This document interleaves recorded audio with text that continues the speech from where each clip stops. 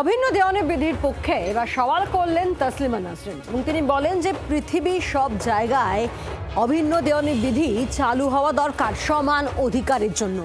বাংলাদেশের নারীরা, হিন্দু নারীরা সমান অধিকার পান না। অভিন্ন দেওয়ানি বিধি চালু হলে সব বৈষম্য ঘুচে যাবে।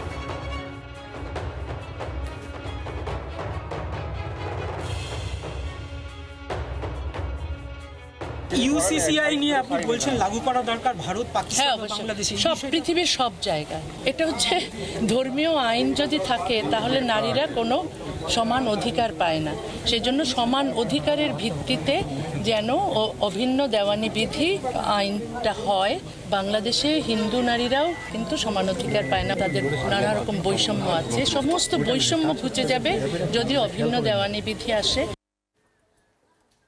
তসলিমা নাসরিন তিনি অভিন্ন দেওয়ানি বিধির পক্ষে সওয়াল করেন এবং তিনি বলেন যে সমান অধিকারের জন্য এই বিধি দরকার এবং পৃথিবীর সব জায়গায় অভিন্ন দেওয়ানি বিধির প্রয়োজন রয়েছে এবং এক্ষেত্রে তিনি বাংলাদেশের প্রসঙ্গ উত্থাপন করেন। তিনি বলেন বাংলাদেশের হিন্দু নারীরা সমান অধিকার পান না।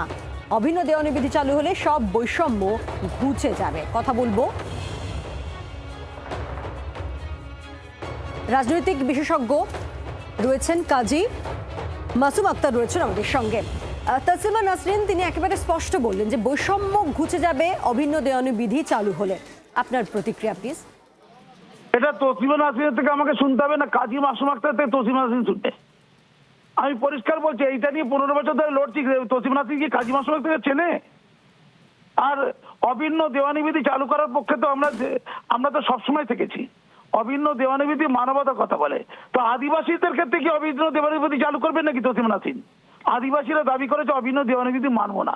পশ্চিমবঙ্গের ক্ষেত্রে আদিবাসীদের বাদ দিয়ে অভিন্ন দেওয়ানি বিধি চালু করার কথা বলা হচ্ছে। বলুন কি বলবেন আপনার? তসলিমা নাসরিন কি বলেছে তাতে কিচ্ছু এসে যায় না। তিনি বাংলাদেশের নাগরিক, আমরা তাকে সম্মান দিয়েছি, তার সম্মানের মূল্য আছে। তিনি তার মর্যাদার চেয়ে অনেক বেশি মর্যাদা পেয়েছেন, তার এটা সৌভাগ্য। কোনো জন্মাতে তিনি কোনো পুণ্য করেছিলেন। আমি অভিন্ন দেওয়ানি বিধির কথা বলছি। অভিন্ন দেওয়ানি বিধি নারী শক্তির কথা বলে, নারী মুক্তির কথা বলে, ন্যায়ের কথা বলে, মানবতার কথা বলে, ভারতীয় সংবিধানে যে সাম্যতার কথা বলেছে তার কথা বলে। ধর্মীয় অধিকার সাম্যতার অধিকারের উপরে হতে পারে না। অভিন্ন দেওয়ানি বিধি যদি না হয় নারীরা বঞ্চিত হচ্ছে, নারীরা চারটে বিয়ে শিকার হচ্ছে, 3 তালাকের বলি হচ্ছে। মেনটেন্যান্স থেকে তারা, মুসলিমদের ক্ষেত্রে বলছি, মেনটেন্যান্স থেকে তারা পাচ্ছে না।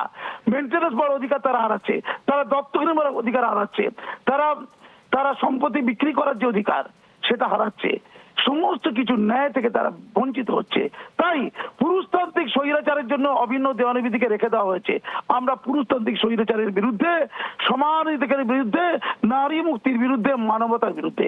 যারা মানবতার পক্ষে তারা অভিন্ন দেওয়ানি বিধির পক্ষে থাকবে। কারণ কোন ধর্ম মানবিক অধিকারের ঊর্ধ্বে উঠতে পারে না। কোন ধর্ম মানবিক অধিকারের ঊর্ধ্বে উঠতে পারে না।